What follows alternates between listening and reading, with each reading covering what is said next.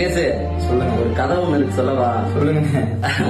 அதாவது மழை டைம்ல ஒரு 2 தவளைங்க குதிச்சு போயிட்டு இருந்துச்சான். அந்த 2 தவளைங்களுமே ஒரு குழியில விழுந்துருச்சான்.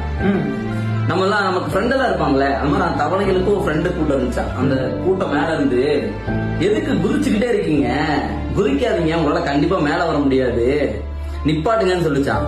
அப்பயும் அந்த தவளை குதிச்சுக்கிட்டே இருந்துச்சான். மறுபடியும் அந்த தவளை இப்படி சொல்லிட்டே இருந்துச்சான். ஒரு தவளை நிப்பாட்டிச்சான். ஆனா ஒரு தவளை மட்டும் நிப்பாட்டவே இல்லையா, குதிச்சுக்கிட்டே இருந்துச்சான். டப்புன்னு பார்த்தா மேல வந்துச்சான். எப்படி?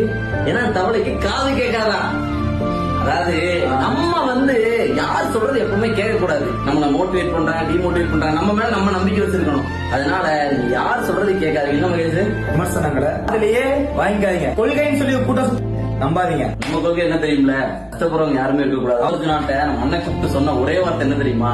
குடிசை விட இருக்கக்கூடாதுன்னு சொன்னாராம். அதே மாதிரி எங்க கூட இருக்கவங்களுக்கும் எங்களால முடிஞ்ச அளவுக்கு நாங்களும் பண்ணுவோம், நீங்களும் பண்ணுங்க. கண்டிப்பா 26ல நம்மளால கலங்கான வைக்கிறோம், ஜெயிக்க வைக்கிறோம். எப்படி நிச்சயம்.